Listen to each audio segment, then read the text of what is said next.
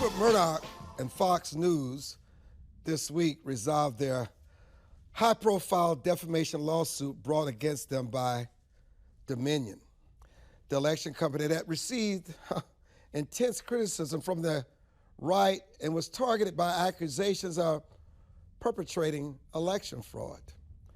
Initially, Dominion sought $1.6 billion in damages based on lost business and lost valuation, but Fox ultimately opted to settle for an astonishing, massive $787.5 billion hours before the trial was set to start.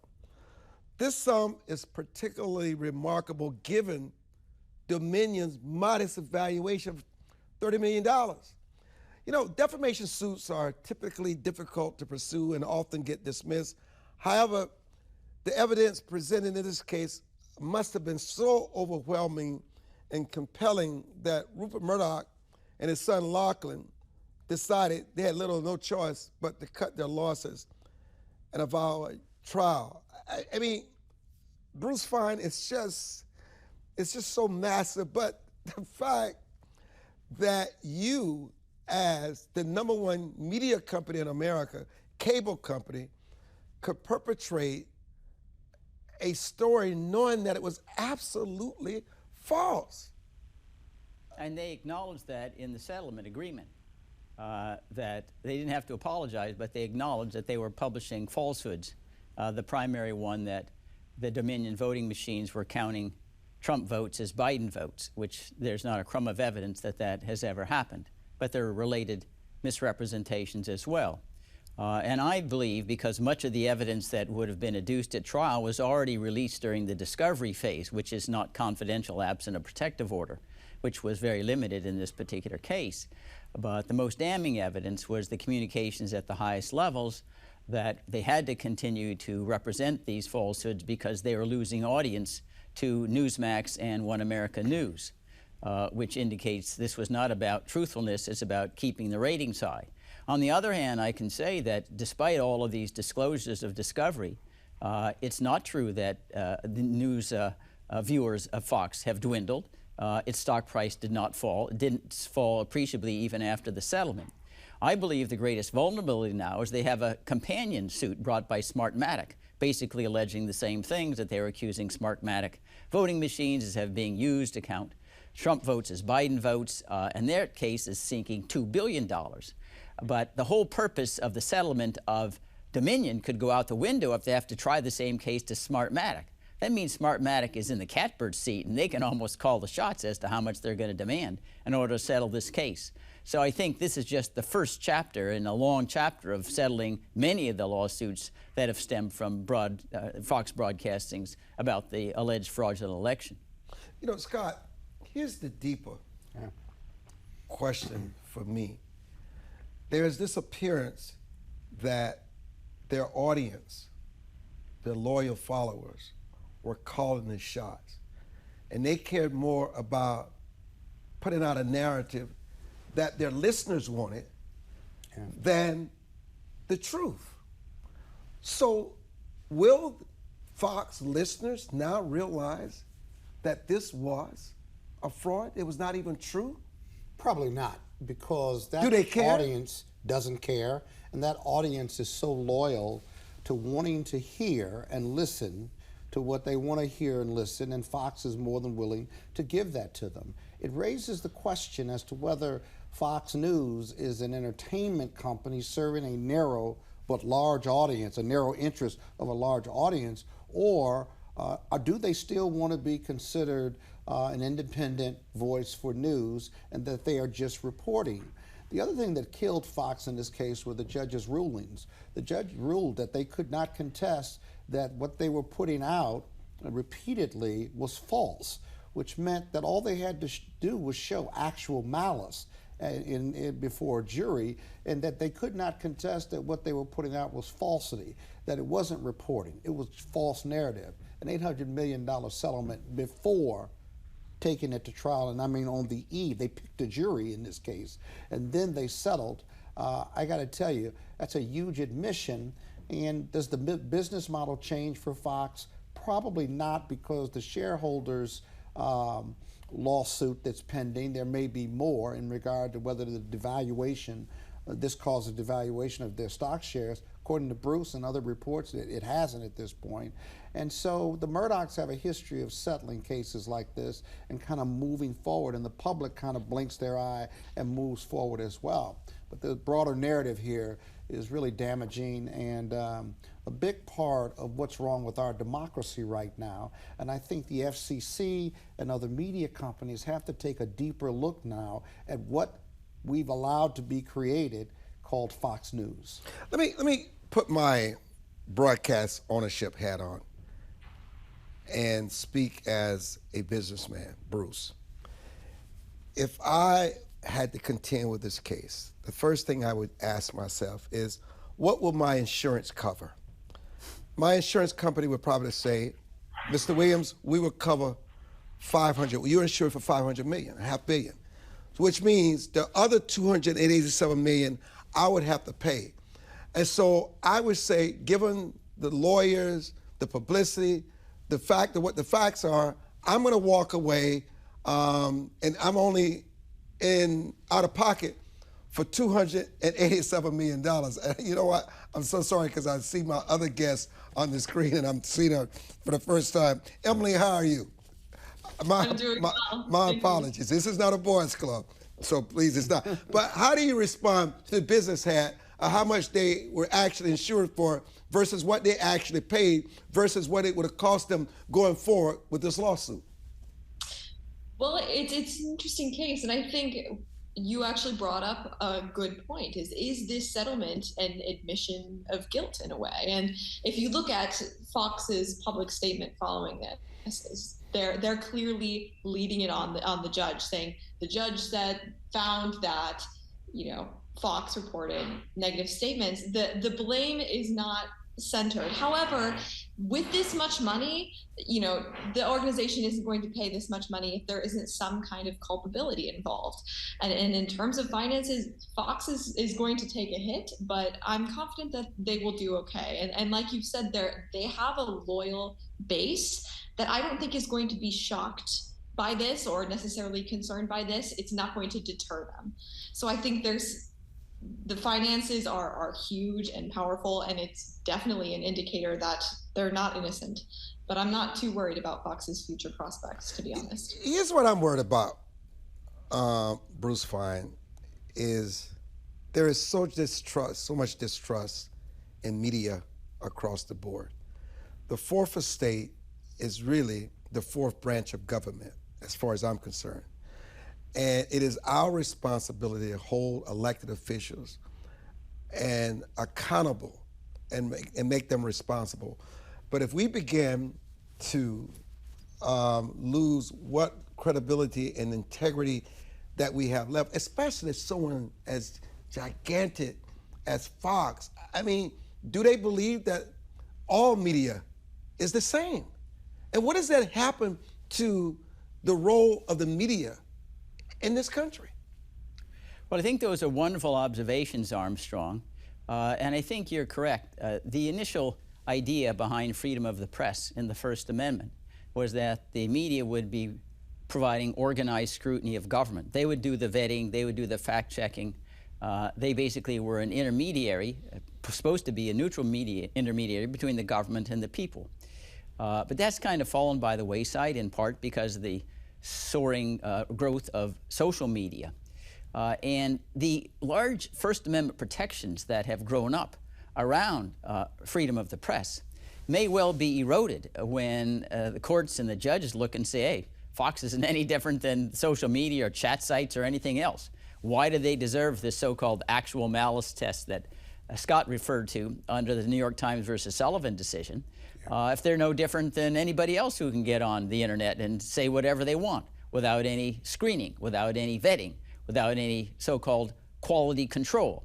And that's what's been lost here. There's no quality control. And we saw that in some of the discovery information where the Fox News hosts were relying upon people who were seeing fantasies and had DTs and were thinking they were talking to gremlins and things like that clearly people who are out of their mind, and yet they were relying on them and making these claims about the fraud.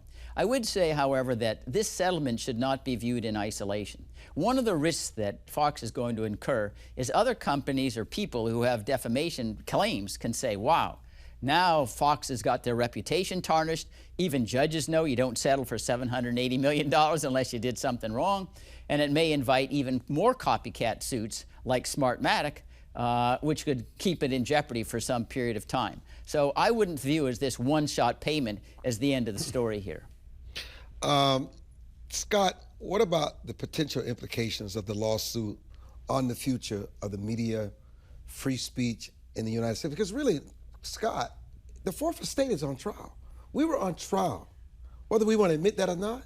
Yeah, but several of the media outlets, whether it's electronic television or radio, very often separate themselves from Fox News. Almost Fox News, because of their narrow audience, has a separate status, if you will, although they claim to be a separate independent news organization.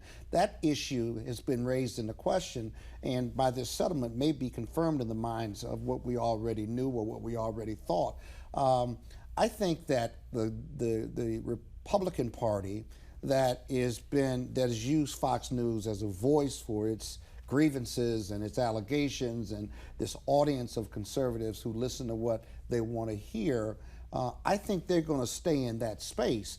But the real question is, when you talk about fake news like Donald Trump does and the MAGA supporters, it has raised a question for even non-MAGA supporters, myself even, when I read a news feed or I'm on social media where I get my news from.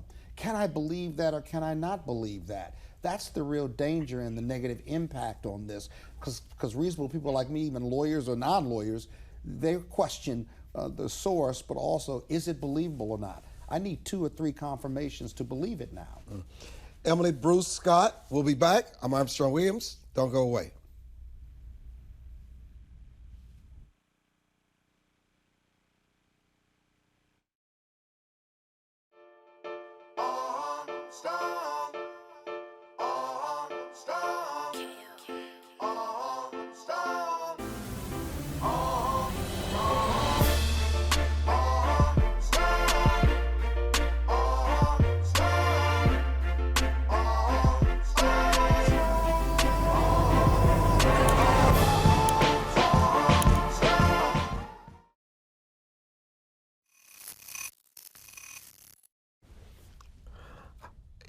I will say this, Emily, before I move on to my mentor and hero, Justice Clarence Thomas, is that I've read much of the emails in this lawsuit, and I think what is even more shocking is that former President Donald Trump knew he was creating a lie about voter fraud, and when he was communicating with Fox and they asked him, well, what do you have to give solid evidence of what Dominion is doing? And they said, well, we don't have anything right now. I mean, Emily, Donald Trump knew what he was doing was a big lie. Well, frankly, I don't know what you expect from me. You basically said it all. In terms of knowing what you're doing is a lie, I frankly am concerned in the perception that this is creating for the next generation of Americans, the younger generation of Americans. But I find it interesting that you don't want to take Trump to task for his deceiving America. And I could add, Armstrong, it wasn't just Fox asking. His attorney general said there's nothing there. Nothing's there. His White House counsel says there's nothing there. His cybersecurity chief, these are people Trump appointed, said there's nothing there. So he got repeated over and over again, and he still wouldn't give up staying the lie. But more importantly, he got Fox to go along with it. But more importantly, he not only got Fox to go along with it, he got millions of Americans who follow him as MAGA followers or even GOP members of the party to follow him, not because they believed him, but because they were afraid of going against him for losing MAGA supporters. And so not only did his team tell him there was nothing there, they allowed him, without challenging him publicly, despite him being a lame duck, to go forth with this, to spend millions of dollars on legal fees, to raise millions of dollars for it in a very fraudulent manner, and to do further damage to democracy and to the electoral process. I will take him to task on that. He is immoral, amoral, and a fraud. And you know, he's facing fraud charges now. You think New York is about the stripper or the XXX actress. No, that case is about fraud. It comes in many levels and comes in many forms. It just happens to be in that form in New York, but more fraud is coming. Georgia indictments may come, the super secret documents the feds are investigating may come. And so the chickens are coming home to roost for Donald Trump in a criminal proceeding, and criminal proceedings, no more civil or regulatory. He's never been in a criminal proceeding before, and this is when you get your comeuppance. This is when you get indicted, convicted, and you could go to jail. Bruce Fein, let's switch topics here. To Justice Clarence Thomas and what I consider to be the second high-tech lynching of the justice. How do you think? How do you think this will play out, and where do you think it's going? Well, we don't know how it's going to play out yet. What we do know is that many of the things that have been revealed with regard to Justice Thomas were equally in the backgrounds of Justice Stephen Breyer, a liberal, taking over 200 trips, some of them being paid by billionaires. Ruth Bader Ginsburg, billionaire Israeli, she gets a special tour around Jerusalem. Hundreds of trips, over 200, by Antonin Scalia. So these things are not new, but suddenly they're given a different dimension. So if there's going to be even-handedness here, which I believe in, the scrutiny should be equal, because otherwise you feel there's an ulterior motive at work. I had written in 2016, when Ruth Bader Ginsburg, you know, the darling of the left, well, she's a sitting justice during that campaign. She twice volunteered. Trump's not fit for office. He doesn't know anything. He just talks what's the top of his head. I don't understand why the media is so soft on demanding his tax returns. These are clear, improper, injudicious statements made by a sitting justice, knowing that if he wins the election, she's going to be sitting on cases in which the Trump administration will be involved. Did anything happen there? Nothing. So you end up asking, what is the ulterior motive? Why, if this is a problem, isn't this being a problem investigated by all rather than selected on one individual? Well, you know, Bruce, I agree that no one is above the law for sure. And all of these matters for each of these justices, whether they were Democratic appointees or Republican appointees, were certainly investigated or at least raised in the media. And you're absolutely right. There should be equal review. But the bottom line here is that these justices are lifetime appointees. They have no code of conduct, if you will. It's all been voluntary, and for the most part, it's worked, but it's not working now because we're in 2023, and they do have a voice, and they are able to give their opinions without fear of being either indicted, other than politically criticized, or not being fined, or not even going under any ethical review. I think the justices have too much power with that lifetime appointment, and you need equal review. So there ought to be a code of conduct. There ought to be an independent review committee if Supreme Court justices act ugly or do things that appear to be unethical or are unethical. Right now, we rely on the volunteering their disclosures, and they have disclosure forms. I think we need more scrutiny, and I think that should come either through congressional legislation or even the Supreme Court voluntarily saying, we're going to have a code of conduct and we're going to be open about the review, because we want our Supreme Court justices to be credible, because they're laying down the law of the land in several cases that affect everyday Americans in this country. Yeah, but I think, Scott, that may be a cure worse than the disease, because you look at Congress is going to set down the ethical rules. you know, the disclosures. Well, that was one they option. buy stocks every day. They're criminally George Santos. Really? These are the people who have the moral standing to tell the justices how they ought to act? I mean, that's a joke. It's hard to argue with that.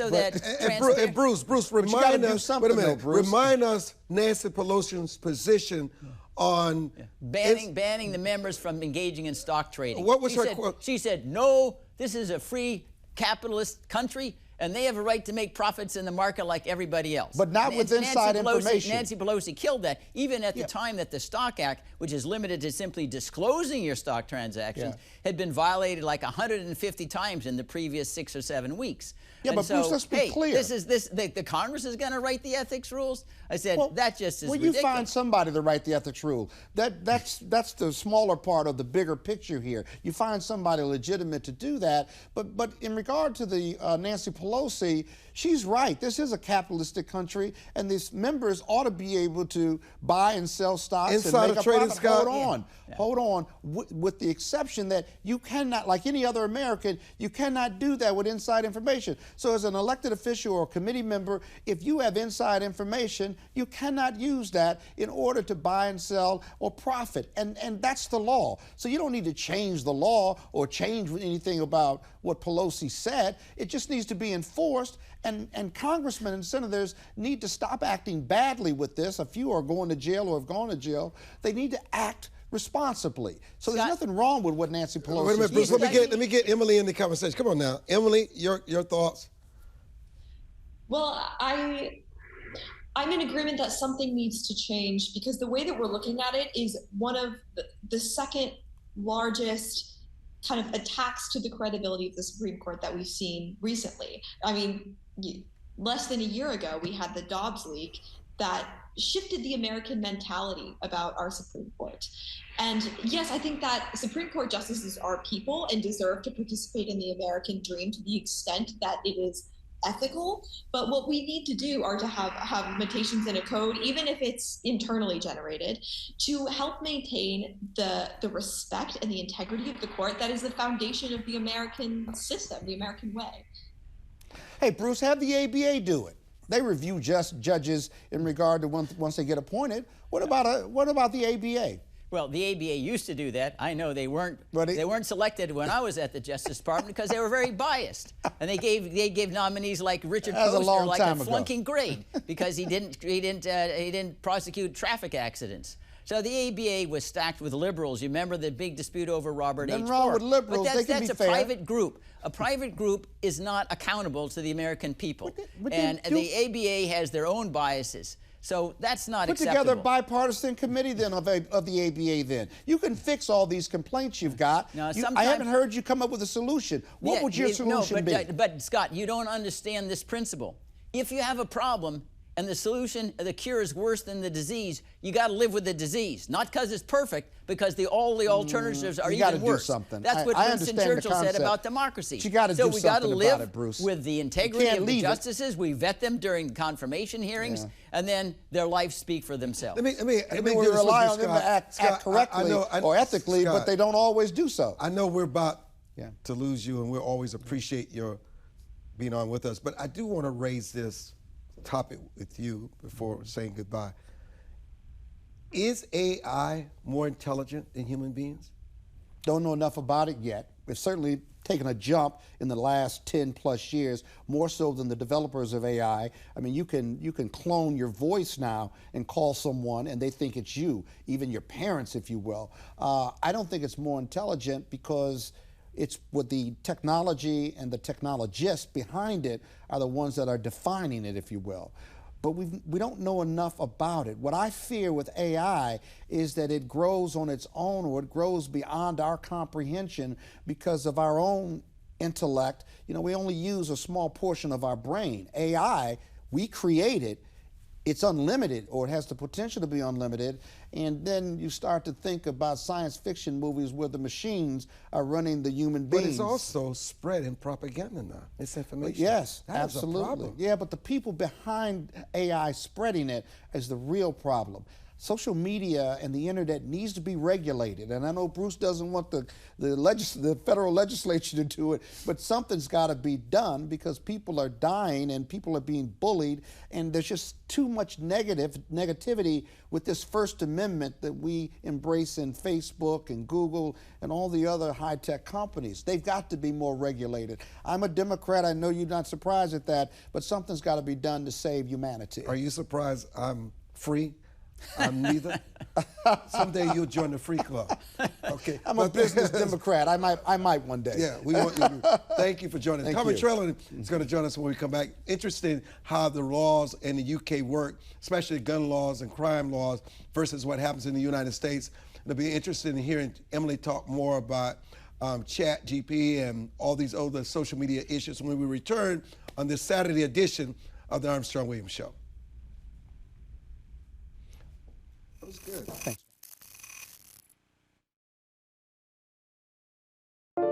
It is easier to build up strong children than to try and repair broken men.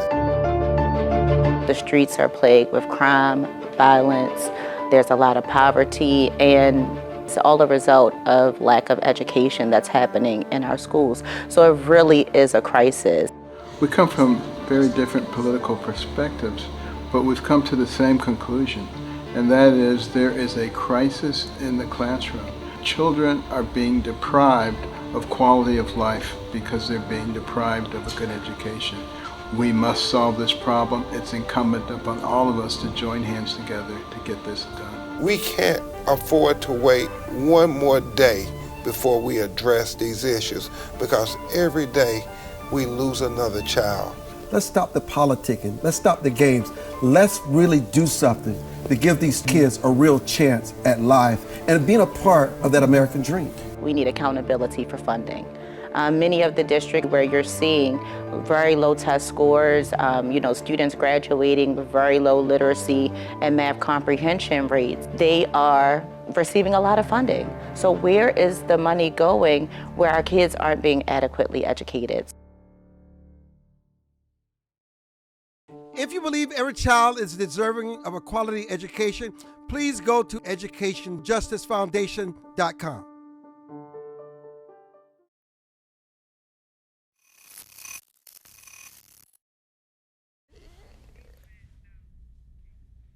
So, Bruce, Tommy, let me welcome Tommy to the broadcast. Let me just start with this, because this has to do with what's going on with this war in Ukraine. And we just learned from Seymour Hersh, people want to dismiss him, the mainstream media. Bruce can talk on that. Just broke the story that Zelensky, the president of Ukraine, has embezzled $400 million of the money sent to him by the United States government, and he's using that money to buy oil from Russia to fuel his war. How crazy is this, Bruce? Well, unfortunately, we've seen this rodeo before. If you go right now to UAE, the biggest palaces and mansions are owned by Afghans that we gave money to during the 20-year Afghan feudal war, and then they looted the money and bought mansions in UAE, laundered the money. So this, unfortunately, is a pattern of the way in which the U.S. believes that they can scatter money everywhere. It's totally unaccountable, and then we just shut our eyes, and because we think we're on the side of the good guys, really it's just because anybody who's opposed to Putin suddenly becomes an angel, becomes a genius, becomes a saint, no matter how their character really is. So another example of how we don't monitor any of this. And we should know, because we had this special investigator, Seagar, on Afghanistan waste and abuse, and he every 6 months would report to Congress billions of dollars in wasted money thrown away. Congress did nothing, kept voting the money for the war, over $300 million per day, every day for 200 years. It resulted in a worse edition of the Taliban than we began with, and there was no accountability for anybody. So why, after the experience in Afghanistan, we think it's going to be any different in Ukraine? It's just the military-industrial complex runs this country. They make lots and lots of money off of this. They fuel it. What do they care? And the members of Congress and the executive branch, they march to their drummer. And there's no oversight, no accountability. So I wouldn't be surprised if there's another 300 million that disclosed in the next week. Tell me, how is your country, the United Kingdom, feeling about this escalating war in Ukraine? And especially, it's your generation that fight these wars. I think everyone's just so confused between what is really the truth. Because obviously, as we've spoken about before, the media tells the story that it wants you to believe. Not in your case, obviously. You try and tell the truth as best you can. But especially everybody else, there's so many lies out there in the mainstream media that how do we know what to believe? Like, we don't know. We're not there. We're not seeing what's going on every day. Every single person that is supposedly affected by this war on a high level is most probably earning from it as well. So take Seymour Hersh, and they dismiss him that he's not believed. How can they determine what's facts and fiction and who to believe, Bruce? Well, Seymour Hersh has a Pulitzer Prize. Seymour Hersh disclosed My Lai massacre, and everybody knows that was true because it resulted in court-martial of Lieutenant Cowley. Everybody knew he was the one who disclosed Abu Ghraib, and everybody knows that's true because people got charged, they got disciplined. There was accountability there. So there's somebody who has the greatest amount of prestige and credibility. He's been vetted on countless occasions. You know, obviously he has his own sources. If anybody knows Cy Hersh, knows he has no political agenda whatsoever. If there's anybody just devoted to getting the truth out there like you, it's Cy Hersh. So that's what we have to depend upon, unlike the mainstream media that gets their filters, they get their classified information, their leaks from their favorite sources, and so they never criticize them. You know, that's the rule in the journalistic community. We're in your mainstream media. Never criticize your sources. They get dried up. We won't be able to write books afterwards. We won't get leading headlines saying, well, X, Y, Z happened because we got a leak out of one intelligence agency rather than another. But that's what gives Cy Hersh credibility. But they're boycotting him because he's exposing their reluctance to tell the truth. You know, Tommy, you talked about in the UK, I mean, you're here in the United States, you hear about all this crime, the homicide among young people, but you talk about how the laws in terms of using guns and a crime are so different in the UK. Talk about that. Armstrong, so in the UK, the main difference is what I think Americans are going to find unbelievable, is that we actually sort of push down the route that we shouldn't defend ourselves in our own home because we can inflict ourselves by actually harming the person trying to assault us and rob us, steal from us, whatever they're trying to do. We all do have the right to own a shotgun in England and various rifles, and it's the police's job in our country to prove why you shouldn't, which part of that I agree with. They put you through various like mental tests and things to test your mental stability, which I completely agree with that. That would probably be a good thing to install here. And then second to that, like they come and do an inspection of your house, etc., make sure it's secure so nobody else can access your guns. But when it comes down to if somebody's actually in your house trying to rob you, like whatever they're trying to do, we are told if we assault them back, we will be in trouble. Sometimes more trouble than the person that's trying to rob us. It's insane. Bruce? Yeah, that is completely ridiculous. And we have in the United States a right of self-defense. And not only if you have a reasonable belief that you're in danger of death or serious bodily injury, you can inflict fatal injury upon your attacker, which makes sense. That's a fundamental human right that we're all endowed with when we're born. Self-preservation. Someone trying to kill you, you don't need to run away. You know, you have a right to tell them, no, I'm going to fight back, and if I need to kill you, I will. And your house should be your castle. Your house should be your safe place where you know when push comes to shove, if something happens, you can defend yourself. Because you're most vulnerable when you're sleeping. And at least in the States, if you hear someone waking you up in the middle of the night, at least you can do something about it. We just have to sit and let them do whatever they want to do and take it. You know, there are these recent reports, Tommy, that suggest that Gen Z and Gen X all across the world are more likely to engage in lawless behavior. How do you compare to this, what's going on in the United States with young people versus the UK? Because I do know that when we traveled to the UK, we were there recently, and we were told not to wear our watches, not to show any jewelry, because they can literally take your watches. It's an exercise there, it's a sport, and literally there's nothing you can do about it. They're attacking people whilst they're driving through cities like London with axes, with machetes, with knives, taking the watches from their arms. And if you don't give them your watch, they will chop it off, or at least give it a good go. But I think what it comes back to is a number of things. Obviously, there's a lot of like single parents raising children now, which I think that has a large effect on the child's foundations as they grow into an adult. They don't see any consequences at home anymore because the parents aren't there. The parents are struggling. They're having to work hard. They've got a number of jobs potentially. They don't have the time to maybe inflict the rules that they had inflicted on them whilst they were at home onto their children. And that's making my generation and generations following myself very, very fragile and giving them a very bad understanding of how the world really works. So, Bruce, can you imagine in the United States somebody coming in your car trying to chop your hand off for a watch? I mean, you know what? Here's the thing that is sort of sobering about this conversation. We thought it was bad in the United States, but I didn't realize Europe has gone way off the deep end. Yeah, that literally is insane. When the criminal has more rights than the victim, and that shows how far left Europe has become.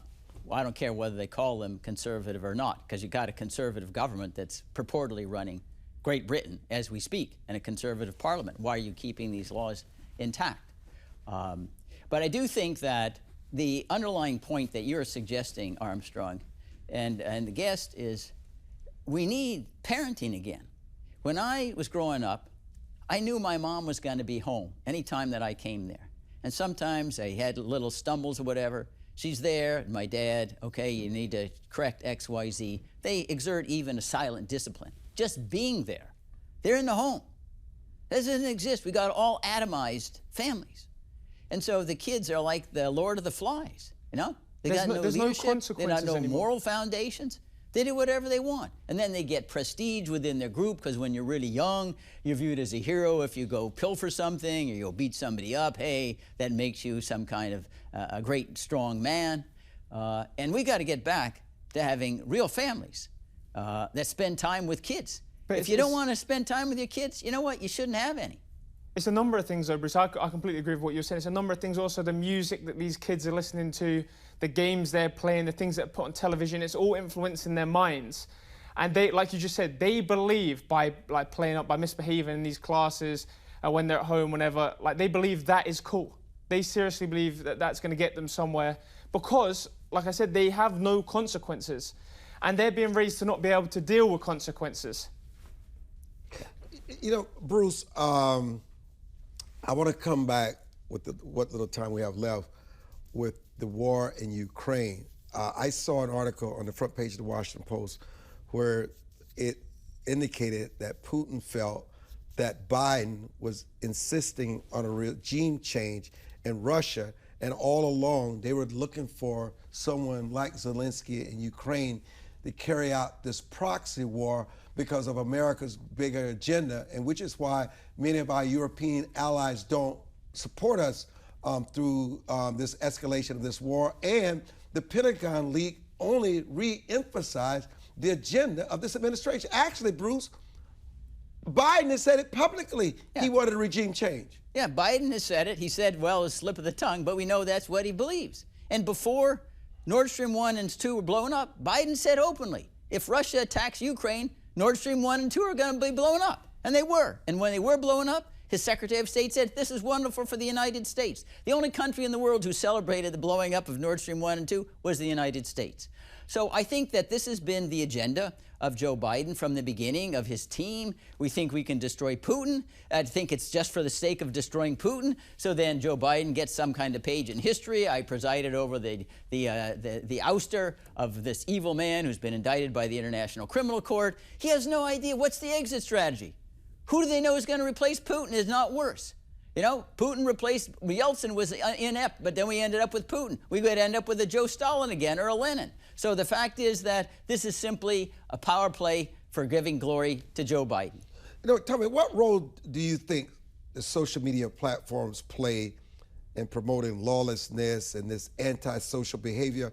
And how can we better regulate these platforms to reduce this impact? I think I do think they play a moderate role, but they aren't regulated as they should be, but they are partially regulated. That you can't, you wouldn't see a video of somebody being harmed like that openly on social media. You do get warnings pop up on the screen and says this content is maybe dangerous, etc., or visually not nice. But again, like, you come back to freedom of speech. Like, how can you regulate it and stop these things from being shown without allowing freedom of speech? How do you balance it, Bruce? Well, I think that the balance has got to be struck, not because it's perfect, is in favor of the choice of the user. We cannot have the government play this paternal role and say, you're too stupid to understand that you shouldn't be watching this, so we're going to tell you, and we're going to, then it's going to end up, everything's going to be controlled by the government, because the government has a tendency to want to regulate everything. It doesn't know how to stop. I know, because I've been in the government for long years. And I say, it's not a perfect system. But I go back to John Stuart Mill, a very famous Englishman. He said, yeah, this is the only way we're going to get strong people who are independent, is let them see and detect the nonsense out there. They can fend for themselves. It's not false or deceptive. We don't approve of all the violence and nonsense out there. But the government is always presumptively a cure worse than the disease. Bruce, last but not least, in New York, 2 Chinese were arrested in setting up a police headquarters in Chinatown in New York, encouraging Chinese dissidents to go back home. Yeah, well, spies. They're trying to harass everybody. Yeah, they're harassing everybody, and there's today's story showing that Saudi Arabia and UAE does the same thing. That they harass in Egypt, their citizens in the U.S. living peacefully, and they try to harass them, frighten them, kidnap them, bring them back. Iran is also in that category. This is something that's totally intolerable. When they're here in the United States, the Statue of Liberty should mean something. It means anything like this happens, these people need to be deported, and they need to be criminally prosecuted. And unfortunately, China is not an isolated case. All these tyrannies try to do that with all their people who leave. Look what happened in Great Britain with people who are opposed to Putin. They end up being poisoned, they end up being killed, polonium 2,211 or whatever the atomic number is. That's just not acceptable. You know, keep your tyranny within your own boundaries. Yeah, don't bring it here. Tommy, finally, how have you found your visit to the United States? You've traveled all across the country. Did you feel safe? Would you encourage your Brits, your colleagues to come to America? Because I know sometimes the narrative seems more dangerous and scary than actually being here. I think, again, I'm going to refer back to education. I was educated to handle myself in a specific way when in different situations. So I felt very comfortable whilst I'm here. The best way to put it is it's an experience. America is an experience. And trust me, I've been all over the States in the last week, and everywhere is completely different. You know, when we come back, gender-affirming identity surgery by physicians is in trouble. Laws are being passed. No more, no more. We're going to talk to Dr. Bryan Donohue to discuss that and the president's mental state, his cognitive skills when we return on this edition of the Armstrong-Williams Show.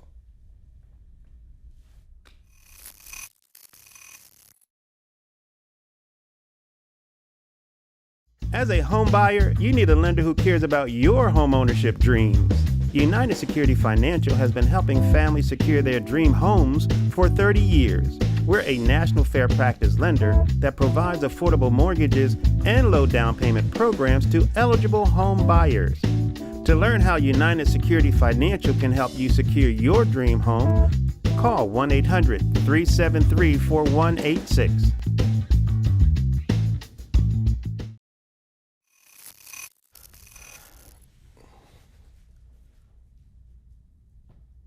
And welcome back to the broadcast. I'm Armstrong Williams. You know, gender-affirming surgeries are being halted across the country. If doctors perform these surgeries, they can find themselves arrested, barred, lose their license. Dr. Bryan Donohue, a medical doctor, cardiologist in Pittsburgh, is joining us. Dr. Donohue, what are your thoughts on this movement with these gender-affirming procedures that are just being halted? Well, Armstrong, thank you again for having me in this important conversation that you've authored. You know, the title of the last segment you had was The World in Crisis.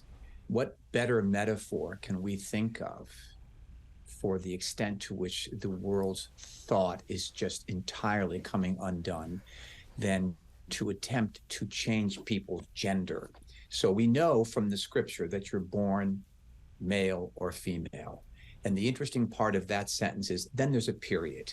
Nothing else. You're born male or female. I realize this is kind of a confession, sharing with you my own inner perspective on this. But if that is your perspective, and it's the perspective that is enjoyed by the vast preponderance of your viewership, then really what we're talking about here is nothing, Armstrong, other than mutilating young people. Nothing other than that. So let's speak plainly about this.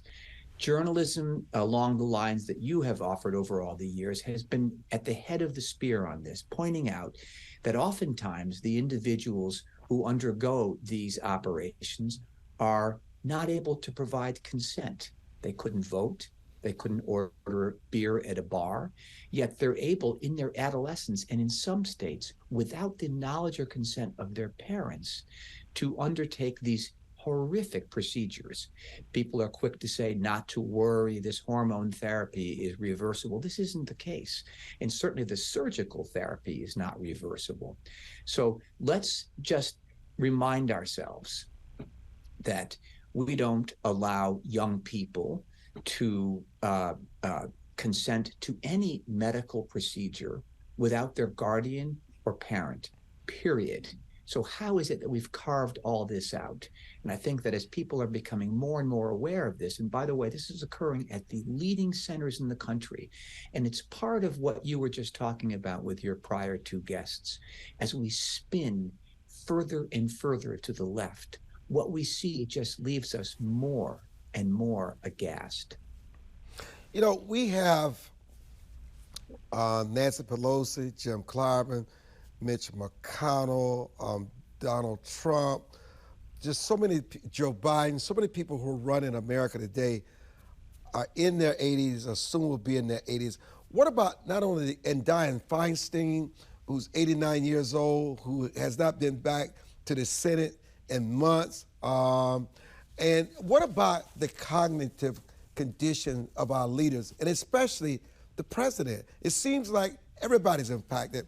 The governor of Pennsylvania decided to return this week to a hearing, and you could tell he's still being impacted by his health challenges. You sure could, and doesn't it? Fetterman, Senator Fetterman, not the governor. I'm sorry. Thank you, Greg. Senator Fetterman. Go ahead, Brian. Yes, you're right, Senator Fetterman. So doesn't it raise an interesting premise in your mind, though, Armstrong? Let me just unpack it for you. You couldn't get on this program and engage in this level of conversation without being thoroughly and completely intact, without in fact being in the top 0.5% of the American population cognitive capacity. And if you did stumble onto the show and carry on inane conversations, none of the viewers that follow you loyally across the fruited plain would bother to tune in. So what do we learn from that? That outside the government, there is accountability.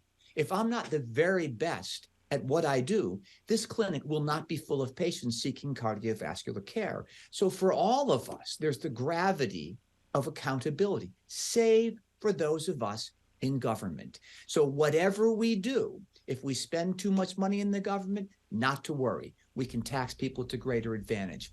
If we stumble around and have an unproductive career, not a problem, so long as we enjoy the fervor and favor and good graces of our party. So what we've created then is this kind of gravity-free zone where basically, much like your prior guests, people can kind of do what they want. We can withdraw from Afghanistan. We can leave billions and billions of dollars worth of top military equipment there to be sold to our adversaries. We can leave the most important air base in the vicinity of China just up to the rule of the Taliban. And what are the consequences of that? None, zero. So you're quite right to say that all of us, just as observers of the government, are noting now that the next step in this lack of accountability is not even being cognitively competent. I don't, on the other hand, favor age limits. You know, and I know many people in their 80s, and many of those people are individuals whose years have translated into wisdom. We might even seek out their counsel for those of us younger.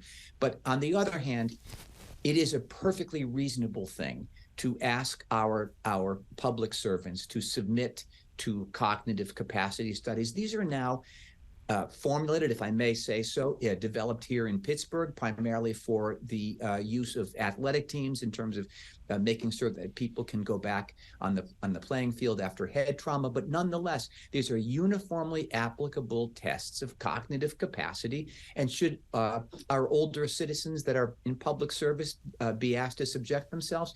Of course they should. They get vision tests to get a driving license. There's all manner of public scrutiny over other areas of conduct, except public service.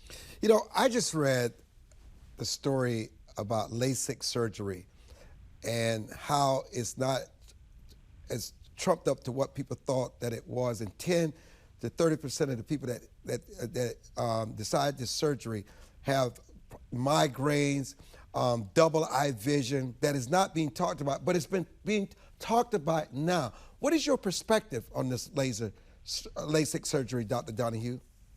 Well, you know, you can see that my perspective is that I, since I turned 42, wear glasses, and I prefer, if it's possible, to take a non-mutilating perspective in terms of my own stewardship of my body and that of my patients. So you said non-mutilated. That's interesting, because a lot of them found that sometimes they have been mutilated and particles get in the eyeballs. Yeah, that's part of the issue, Dr. Donohue. No, is it that? Well, you, as usual, put your finger as squarely on the issue. The way God has it worked out, the anterior chamber of the eye is sterile and absolutely translucent. There's no blood, for example, in the anterior chamber of the eye because the light passes through it. So maybe there would be a little homily there in that we respect that, as it were, sacred space, that we don't walk up to the altar barefoot and not wearing a shirt, because we respect that space. So we have to ask ourselves, what problem is it that we're looking to solve? I have not a problem in the world wearing glasses, both in the cath lab and here with you and in the clinic. And so the issue that we're solving is the wearing of glasses, but the price that we pay, as so often is the case, is not evident, Armstrong, until the long years pass and we can see what service we're providing or what disability we're actually conferring. So you're quite right. This has been a subject of recent Dr. Donohue, you listen, it's always a pleasure having you on. And listen, integrity, being factual is very important to this show. I've always said when Joe Biden became president of the United States, he was my president of the United States, and I never bought in that the voter fraud would have made a difference in the outcome of the election. Integrity matters, especially with the fourth estate, the media. Thank you and all our other guests for joining us in WGLA 24/7. I'm Armstrong Williams.